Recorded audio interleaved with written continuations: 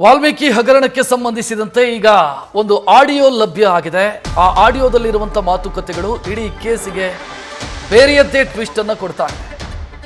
Account open ಮಾಡಿದ್ದು ಅಂದರೆ ನಿಗಮಕ್ಕೆ ಸಂಬಂಧಿಸಿದಂತೆ ಮತ್ತೊಂದು ಅಕೌಂಟ್ ಅನ್ನು ಓಪನ್ ಮಾಡಿದ್ದು ಆ ಸಂದರ್ಭದಲ್ಲಿ ಸಚಿವರಾಗಿದ್ದಂಥ ಇಲಾಖೆಯ ಜವಾಬ್ದಾರಿ ಹೊತ್ತಿದ್ದಂಥ ನಾಗೇಂದ್ರ ಅವರಿಗೆ ಮೊದಲೇ ಗೊತ್ತಿತ್ತ. ಸಚಿವರಿಗೆ ಗೊತ್ತಿತ್ತು ಅಂತ ಆಡಿಯೋದಲ್ಲಿ ಹಿಂದಿನ MD ಪದ್ಮನಾಭ್ ಮಾತನಾಡಿದ್ದಾರೆ. ಹಿಂದಿನ MD ಪದ್ಮನಾಭ್ ಮತ್ತು ಪರಶುರಾಮ್ ಲೆಕ್ಕಾಧಿಕಾರಿ ಇವರಿಬ್ಬರ ನಡುವಿನ ಸಂಭಾಷಣೆಯ ಆಡಿಯೋ ಅದರಲ್ಲಿ ನೆಕ್ಕುಂಟಿ ನಾಗರಾಜ್ ಅಂದ್ರೆ ಮಾಜಿ ಸಚಿವ ನಾಗೇಂದ್ರ ಅವರ ಆಪ್ತ, ಆತನ ಹೆಸರು ಕೂಡ ಪ್ರಸ್ತಾಪ ಆಗಿದೆ. ಈ ಕೇಸಲ್ಲಿ ಅರೆಸ್ಟ್ ಆಗಿರುವ ಪದೇ ಪದೇ ಕರೆ ಮಾಡಿ ಒತ್ತಡ ಹಾಕ್ತಿದ್ದ ನೆಕ್ಕುಂಟಿ ನಾಗರಾಜ್ ಅನ್ನುವಂಥ ಡೀಟೇಲ್ ಕೂಡ ಆ ಮಾತುಕತೆಯಲ್ಲಿದೆ. ಚಿತ್ರಹಿಂಸೆ ಕೊಟ್ಟು ಅಕೌಂಟ್ ಓಪನ್ ಮಾಡಿದ್ದಾರೆ ಅಂತ ಪರಶುರಾಮ್ ಮಾತನಾಡಿರೋದು ಇದೆಲ್ಲವೂ ಕೂಡ ಆಡಿಯೋದಲ್ಲಿದೆ. ಆ ಆಡಿಯೋ ಈಗ ಸಂಚಲನಕ್ಕೆ ಕಾರಣ ಆಗಿದೆ. ಆ ಆಡಿಯೋದಲ್ಲಿ ಏನಿದೆ ನೋಡೋಣ. ಏನಾದರೂ ಹೊರಗೆ ಬಂದರೆ ಎಷ್ಟು ಕಷ್ಟ ಆಗುತ್ತೆ ಅಂದರೆ, ಯಾರೋ ಏನೋ ಮಾಡೋದಿರಲಿ ನಮಗೆಲ್ಲ ತಲೆಗಳು ಹೋಗ್ಬಿಡ್ತವೆ. ಮಿನಿಸ್ಟ್ರ್ ಗಮನಕ್ಕಿಲ್ಲ ಸರ್ ಇದು. ಈ ನೆಕ್ಕುಂಟಿ ನಾಗರಾಜ್ ಅವ್ರ ಅಕೌಂಟ್ ಓಪನ್ ಮಾಡಿರೋದು ಹ್ಞೂ ಸರ್. ಅಲ್ಲಿ ಅಕೌಂಟ್ ಓಪನ್ ದಿನ ನೆಕ್ಕುಂಟಿ ನಾಗರಾಜೇ ಬಂದಿದ್ರು ಸರ್ ಆಫೀಸ್ಗೆ. ಅವತ್ತು ನಮ್ಗೆ ಹಂಗೆ ಚಿತ್ರಹಿಂಸೆ ಕೊಟ್ಟವರು ಏನು 50 ಸಲ ಫೋನ್ ಮಾಡಿ ಮಾಡಿ ಮಾಡಿ ಮಾಡಿ ಮಾಡಿ ನಾನು ನಿಮ್ಮ ಮೇಲೆ ತುಂಬ ನಂಬಿಕೆ ಸರ್ ನನಗೆ. ಯಾಕಂದರೆ ನೀವೆಲ್ಲ ಸ್ವಲ್ಪ ಚೆಕ್ ಮಾಡ್ತಿರಲ್ಲ. ಬಟ್ ಈ ಅಕೌಂಟಲ್ಲಿ ನಾನಲ್ಲಿ ನೋಡ್ತೀನಿ ಬ್ಯಾಂಕ್ ಅಕೌಂಟ್ ಅಲ್ಲ ಸರ್. ಅವ್ರನ್ನ ಪೂರ್ತಿ ನಾನು ಆ ಸುಲಭವಾಗಿ ಬ್ಯಾಂಕಲ್ಲಿ ನಾವು ಅದೊಂದು ತಪ್ಪು ಮಾಡಿದ್ವಿ. ನೀವು ಎಲ್ಲರೂ ಎಲೆಕ್ಷನ್ ಡ್ಯೂಟಿಗೆ ಹೋಗ್ತಾ ಇದ್ರಿ, ಅವಾಗಲೂ ಹೋಗಿಲ್ಲ, ನೀವು ಅದೊಂದು ತಪ್ಪು ಮಾಡಿದ್ರಿ. ಅಲ್ಲ ಸರ್, ಎಲೆಕ್ಷನ್ ಡ್ಯೂಟಿಗೆ ಹೋಗ್ಬಿಟ್ಟಲ್ಲ ನಾನು. ಹಂಗಾಗಿ ಮಾಡ್ಬೋದಾಯ್ತು. ನಾನು ಚಂದ್ರಶೇಖರ್ ಅಲ್ಲೆಲ್ಲ ಫೋನ್ ಮಾಡಿ ಮಾಡಿ ಏನು ಮಾಡಿದೆ, ಅಕೌಂಟ್ ಡೀಟೇಲ್ಸ್ ತೊಗೊಂಬನ್ನಿ ಚಂದ್ರಶೇಖರ್ ಹೋಗಿ ಬನ್ನಿ ಅಂತ ಹೇಳಿದೆ. ಅಲ್ಲ ಸರ್, 5 ಕೋಟಿ ಹಾಕಿದ್ದಾರೆ ಅವರು. ಇನ್ನೂ ಉಳಿದ ಅಮೌಂಟ್ ಹಾಕ್ಬೋದು. ತಪ್ಪೇ ಅಲ್ವೇರಪ್ಪ ಎಲ್ಲ ಗೊತ್ತಾದ್ರೆ. ಅಲ್ಲ ಸರ್, ದುಡ್ಡು ಬಂದರೆ ಸುಮ್ಮನೆ ಸೈಲೆಂಟ್ ಆಗ್ಬಿಡೋಣ ಸರ್. ಅಲ್ಲಿಂದ ಇನ್ವಾಲ್ವ್ ಆಗಿದಾರಲ್ಲಪ್ಪ, ನಮಗೆ ಗೊತ್ತಿರೋರು ಯಾರೋ ಇನ್ವಾಲ್ವ್ ಆಗಿದ್ದಾರೆ, ಅವ್ರು ಬಿಡ್ತಾರಾ? ಇಲ್ಲ ಸರ್, ಈಗ ನಾವು ಸುಮ್ಮನೆ ಇದ್ದರೂ ಸುಮ್ಮನೆ ಬಿಡಲ್ಲ ಸರ್. ನಮ್ಮ ಕೆಲಸ ನಾವು ಏನು ನಮ್ಮ ಮತ್ತೆ ಎಲ್ಲರಿಗೂ ಮಾಡಿ ಇಲ್ಲ ಅಂದರೆ. ಇಲ್ಲ ಸರ್, ಏನಾದರೂ ಹೊರಗೆ ಬಂದರೆ ಎಷ್ಟು ಕಷ್ಟ ಆಗುತ್ತೆ ಅಂದರೆ, ಯಾರೋ ಏನೋ ಮಾಡೋದಿರಲಿ ನಮಗೆಲ್ಲ ತಲೆಗಳು ಹೋಗ್ಬಿಡ್ತವೆ. ಮಿನಿಸ್ಟ್ರ್ ಗಮನಕ್ಕಿಲ್ಲ ಸರ್ ಇದು. ಯಾವುದು? ಈ ನೆಕ್ಕುಂಟಿ ನಾಗರಾಜ್ ಅವ್ರ ಅಕೌಂಟ್ ಓಪನ್ ಮಾಡಿರೋದು ಅದು ಗೊತ್ತು.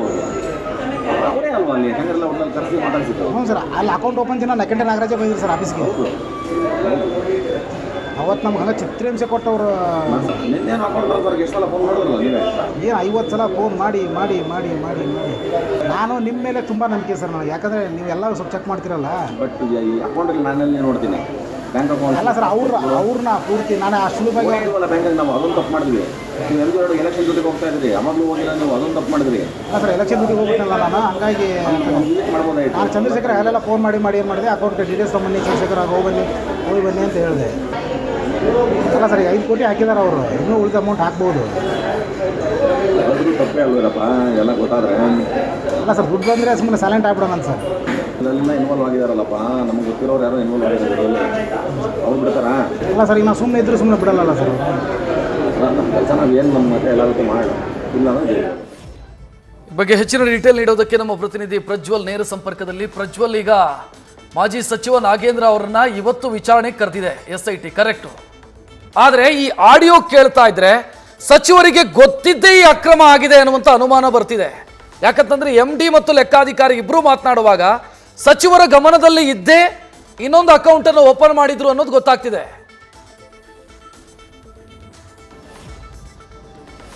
ಕೂಡ ರಕ್ಷತ್, ಇಲ್ಲಿ ನಾವು ಪ್ರಮುಖವಾಗಿ ಗಮನಿಸಬೇಕಾಗುತ್ತೆ, ಈ ಒಂದು ಆಡಿಯೋದಲ್ಲಿ ಅವರು ಅಕೌಂಟ್ ಬಗ್ಗೆ ಆಗಿರ್ಬೋದು ಅಥವಾ ಹಣಕಾಸಿನ ವ್ಯವಹಾರದ ಬಗ್ಗೆ ಆಗಿರ್ಬೋದು, ನೆಕ್ಕುಂಟಿ ನಾಗರಾಜ್ ಯಾವ ರೀತಿಯಲ್ಲಿ ಇವರಿಗೆ ಪ್ರೆಷರ್ ಹಾಕಿದ್ರು ಅನ್ನೋದ್ರ ಬಗ್ಗೆ ಆಗಿರೋದು ಪ್ರತಿಯೊಂದನ್ನು ಕೂಡ ಅವರು ಮಾತನಾಡಿದ್ದಾರೆ. ಆ ಆಡಿಯೋದಲ್ಲಿ ಗಮನಿಸ್ತಾ ಹೋದ್ರೆ ಅಲ್ಲಿ ಅಕೌಂಟ್ ಬಗ್ಗೆ, ಅದೇ ರೀತಿಯಲ್ಲಿ ಯಾವ ರೀತಿಯಲ್ಲಿ ಹಣ ಟ್ರಾನ್ಸಾಕ್ಷನ್ ಆಯಿತು ಅನ್ನೋದ್ರ ಬಗ್ಗೆ, ಅದೇ ರೀತಿ ಅನಂತರದಲ್ಲಿ ಬ್ಯಾಂಕ್ ಅಧಿಕಾರಿಗಳು ಏನಾದರೂ FIR ಮಾಡಿದ್ರೆ ನಾವು A1 ಆಗಬಹುದು ಅಥವಾ ಬ್ಯಾಂಕ್ನ ಅಧಿಕಾರಿಗಳೇ ಅದರಲ್ಲಿ A1 ಆಗಬಹುದು ಅನ್ನುವಂಥ ರೀತಿಯಲ್ಲೂ ಕೂಡ ಅವರು ಮಾತನಾಡಿದ್ರು. ಅಂದರೆ ಅಧಿಕಾರಿಗಳಿಗೆ ಸ್ಪಷ್ಟವಾಗಿ ಗೊತ್ತಿತ್ತು ಈ ಹಗರಣ ಏನಾದರೂ ಬೆಳಕಿಗೆ ಬಂದರೆ ನಿಜವಾಗ್ಲೂ ಕೂಡ ನಾವೆಲ್ಲರೂ ಕಂಬಿಯನ್ನು ಎಣಿಸ್ತೀವಿ, ಜೈಲು ಸೇರ್ತೀವಿ ಅನ್ನುವಂಥದ್ದೇ ಅದು ಸ್ಪಷ್ಟವಾಗಿ ಗೊತ್ತಿತ್ತು. ಆ ನಿಟ್ಟಿನಲ್ಲಿ ಅವರು ಮೊದಲೇ ಸಿದ್ಧರಾಗಿದ್ರು ಅನ್ನುವಂಥದ್ದು ಕೂಡ ಆಡಿಯೋದಲ್ಲಿ ಗೊತ್ತಾಗ್ತಾ ಹೋಗುತ್ತೆ. ಇನ್ನೊಂದು ಕಡೆಯಲ್ಲಿ ಅವರು ಮುಖ್ಯವಾದಂಥ ವಿಚಾರವನ್ನು ಪ್ರಸ್ತಾಪ ಮಾಡ್ತಾ ಹೋಗ್ತಾರೆ.